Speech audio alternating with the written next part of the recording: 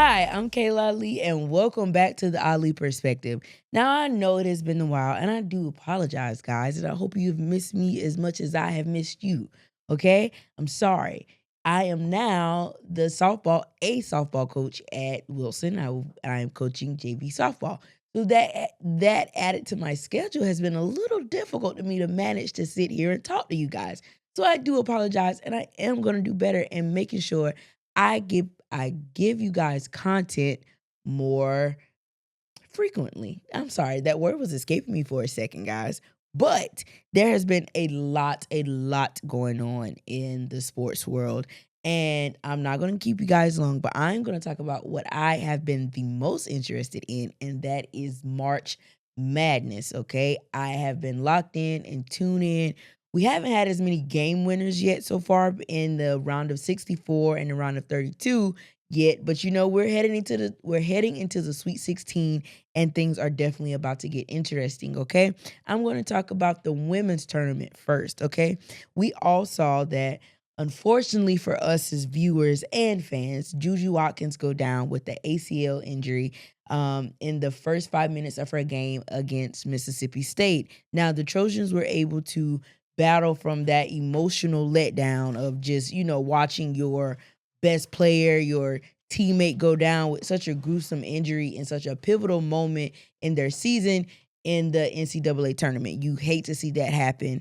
But her team was able to push forward and do what they need to do to just completely dominate Mississippi State and win that game by 37.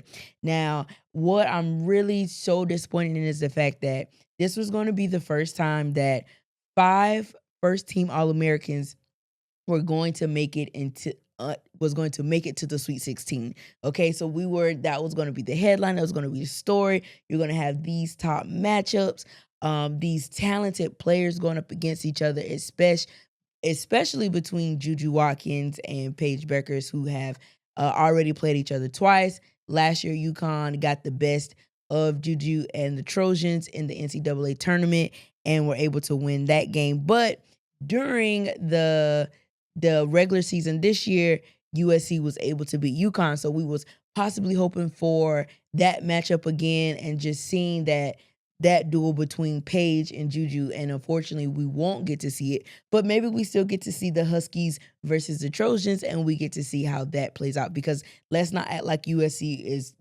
scrubs or don't have the amount of star power now that Juju is out. Because Kiki, I'm not going to say her last name because I mispronounce it and I hate mispronouncing people's last names, or names in general. So I'll just call her Kiki. Kiki is dominant in the post, okay? She is a certified superstar in her own right. So have to see Paige and Kiki go up against each other a little bit, that would also be fun and entertaining.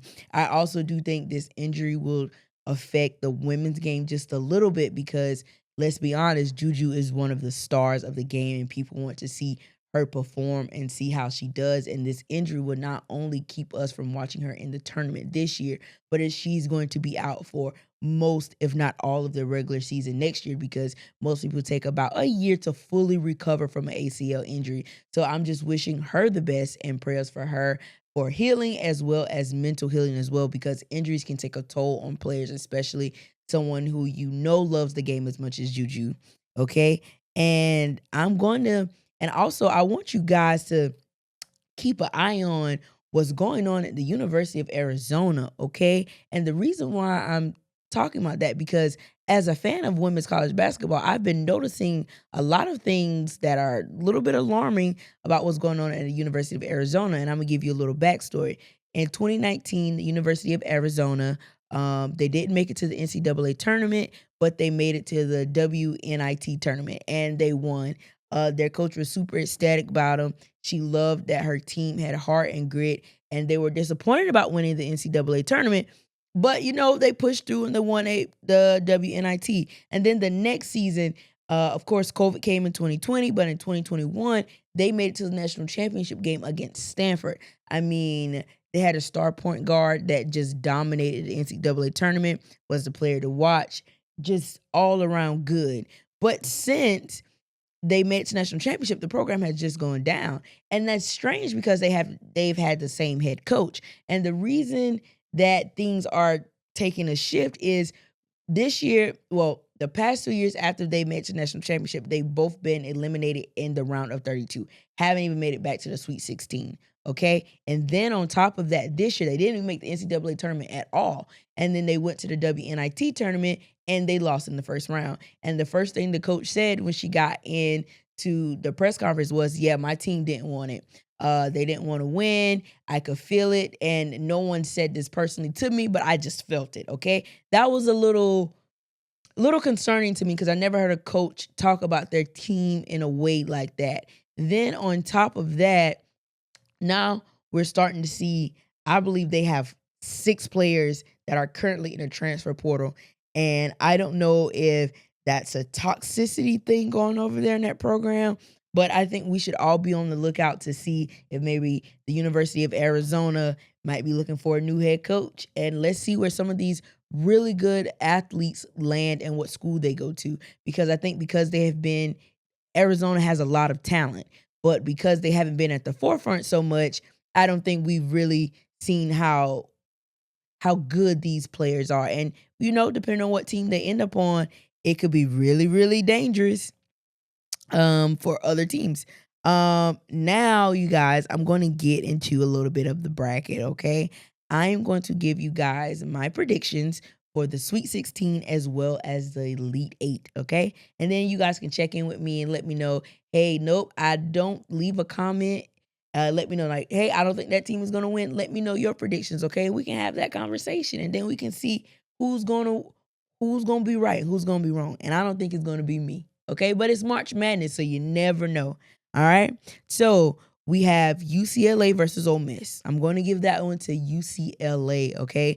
I mean, their in and out game with the post and the guards is just really, really good right now. But I want to give a shout out to Ole Miss. They have a great coach. They have a great program up there. These girls are going to definitely make some noise. Okay. And then we have LSU versus NC State. LSU is on a run, okay, between Anissa Morrow, between Michaela, between Flage. They are just gelling at the right time. But don't get me wrong, NC State definitely has some playmakers on their side as well. All right. So I think that's going to be a high scoring game. I wouldn't be surprised if that game went into overtime, but I'm going to give the edge to LSU. And then that Elite 8 matchup would be UCLA versus LSU.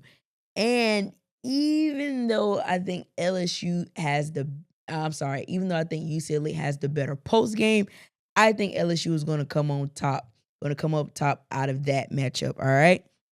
And into our next region, we have USC versus Kansas State. I think even though the Trojans would not have Juju Watson, for that matchup, I think that they will still get the job done against Kansas State, even though Kansas State is also very talented. Then we have Oklahoma versus UConn. Okay, Oklahoma has proven that even though they have switched conference, that they are still going to be a competitive team. They're going to be a team that can win games. But man, the way UConn is gelling with Paige Bucker, Sarah Strong, as well as AZ Fudd is finally finding her footing. Even this is her first NCAA tournament, even though this is her fourth year.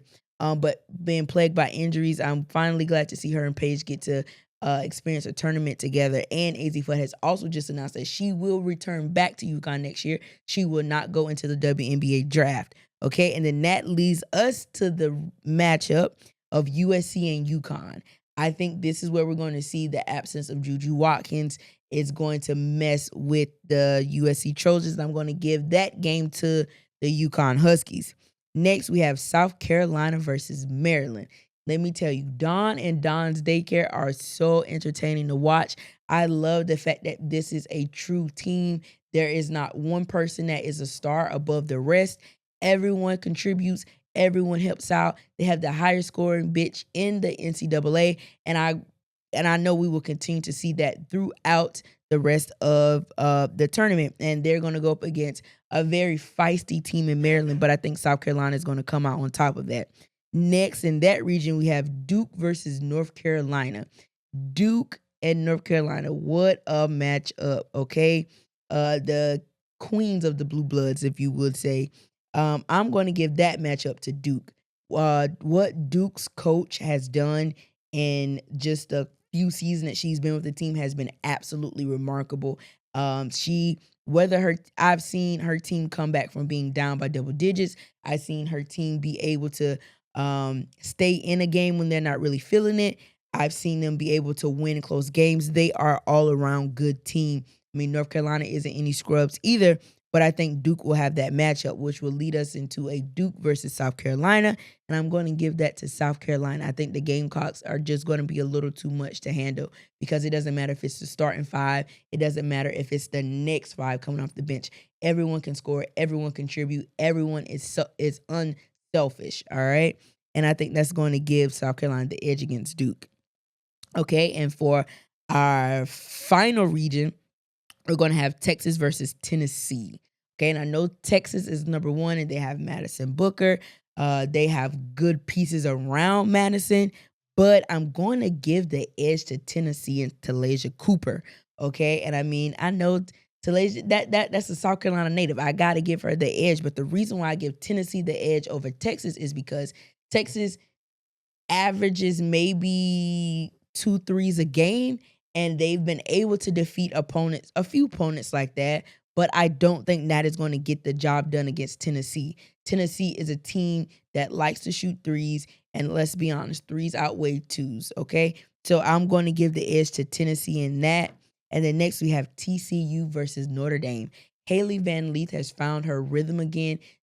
When she transferred from LSU, she found a program that allowed her to play her game and her game only, and she has truly thrived. She is the Big 12 Player of the Year, and I mean Notre Dame with Haley Hidalgo, that's also going to be a tough matchup, but I think Notre Dame gets the job done against TCU next, and then that leads us to our final matchup in the Elite Eight, which will be Tennessee versus Notre Dame. Okay, I'm going to give that edge to Tennessee. So those are my predictions for the Sweet 16 and the Elite Eight for the NCAA Women's Basketball Tournament. Okay, so like I said, make sure you comment and let me know your thoughts about how you feel about what my predictions are going to be. And then next episode, we'll talk about Final Four and who I think will win the national championship for the NCAA. All right. Now on to the men's side of things, okay? The men's side of things has been a little messy. And the reason why I said they've been a little messy is because we are having players now. Justin Pippen from Michigan, he has decided to enter the transfer portal while his team is currently getting ready to play in the Sweet 16. And I'm not going to lie to you, I do not like that. I do not like the fact that you're leaving your team in a very pivotal game and moment of the season. And I understand you could not be getting along well with the coach, but why would you leave your teammates like that? Okay, that's what I don't like. I think sometimes the transfer portal can get a little nasty, a little toxic. Okay, I think that they should find ways to allow people to enter the transfer portal without having to leave their team if they do decide to enter the transfer portal. I think that is key, and I think that the NCAA should go back and look at that. That way you're not having players depart while you're in tournament play. But I also think we can't just punish players who do it because coaches do it too. We just saw McNeese State, their coach, before their round of 32 game, it was announced that he was going to leave them and go coach at North Carolina State. And it's like no one has loyalty anymore. And you have to understand what that announcement could do to your players and your team before going out there to play like that. And we even saw it on the girls' side with Norfolk State women's coach. He has gotten the job at Auburn, and he will be going from the MEAC to the SEC. And even though that's a great move for him, I just imagine what his girls felt like in that moment of learning that their coach is leaving them while they're preparing and playing in March Madness. Like, I think that there should be rules and regulations on when teams can contact these coaches and players about entering the transfer portal for players, and about when coaches can interview for these jobs. Let the tournament end, and then let's hire these coaches, and then let's tell players to go into the transfer portal, okay? Because you're messing with these players' psyches and their mind. And I think it's wrong on both sides. I think it's wrong for players to do it, as well as I think it's wrong for coaches to do it, all right? And so that's pretty much all the outside noise I had to talk about with you guys about the NCAA tournament on the men's side. Now let's get into these games. And let's start off with Auburn versus Michigan. I think I've seen Auburn play a few times this year. They're tough and gritty, and they want to win, and I see them beating Michigan, okay? Then we have Ole Miss versus Michigan State. Ole Miss has finally found a way to click, okay? They look good together, okay? And, I mean, they have a great head coach out there. So I think Ole Miss is going to beat Michigan State. Next, that will lead us into Ole Miss versus Auburn. Auburn has beaten Ole Miss twice this year. I think it's really hard for a team to beat another team 3 times in one season, and both games have been close towards the end of the game. And I think Ole Miss will pull off the upset against the number 1 overall Auburn Tigers, and I'm going to give Ole Miss that win, okay? Next, we have Florida versus Maryland. Even though Florida had that game winner and was able to escape and move on to the Sweet 16, even though I'm not going to lie to you guys, that game winner was definitely a travel. He definitely took 4 steps before he shot that ball. But that's here nor there. And I think Florida is going to beat Maryland. Then that brings us to Texas Tech versus Arkansas. Okay? Arkansas looks really, really good, okay? And they also is another team that found their groove late into the season, kind of, and just been able to just gel better, have better ball movement. You can tell what Coach K is doing over there is just been, I mean, it's been amazing to watch him leave such a high-profile program that he was at to come to Arkansas and kind of turn that program all the way around. And I think Arkansas is going to beat Texas Tech, which leads us to Arkansas versus Florida. I mean, another SEC matchup in the Elite Eight. And I'm going to give Florida the edge on that one. Okay? Next, we have Duke versus Arizona. What Cooper Flagg and the rest of the Duke Blue Devils have just been able to do, they look like the best team in the tournament to me. They look like the team that's going to be the hardest to beat.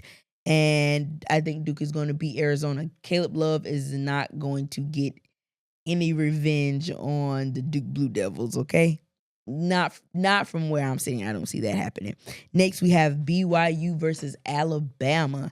I'm going to give that one to the Crimson Tide. Okay, what Mark Sears at the point what he's able to do, what their post players are efficient. They know their role, they play their role, and they are just they are a juggernaut offensively. I'm going to give Alabama the edge over BYU. That leads us to Duke versus Alabama, which is going to be a matchup. If that game go into overtime, I would not be surprised. Or if that game comes down to a game winner, I also would not be surprised. But I think that the Crimson Tide is going to have the edge on the Blue Devils simply because the Crimson Tide are an older team. They've kind of been in those games a little bit more than Duke has. Duke has a really young team that really hasn't been in high-pressure situations that much. So I'm going to give that one to Alabama. Then that leads us to Houston versus Purdue. I think Houston is going to take that one. Then another SEC matchup with Kentucky versus Tennessee. And I'm going to give that matchup also to Tennessee, which leads us to the last Elite Eight matchup of Houston versus Tennessee. I think Houston is going to come out on top on that one, okay? I think Houston is going to be the team that is going to be one of the number ones that possibly ends up in the final. Well, that's going to end up in the Final Four. So, yeah, that is my take for the NCAA women's tournament as well as the NCAA men's tournament. We are in March Madness. We've only seen a little bit of madness in the tournament so far, but I think it is definitely about to crank up on both the women and men's side as we head into the Sweet 16 and the Elite Eight, okay? And once again, guys, And next episode, I'm going to talk a little about what has been going on this off season with the NFL. There have been a lot of moves going on, and we're going into the last 2 weeks of the NBA. So we're going to have that playoff picture and what teams I think that are going to have to be in the playing game and who I think will win those playing games and how I think the NBA playoff picture is going to look. Okay, so next week we're going to have a lot to talk about, so please make sure you tune in. Once again, I am Kayla Ali. This is the Ali Perspective. Please make sure you like, comment, subscribe, and share, okay? And please make sure to email me with your questions. Let's talk about March Madness. Let's talk about what's going on in offseason for the NFL.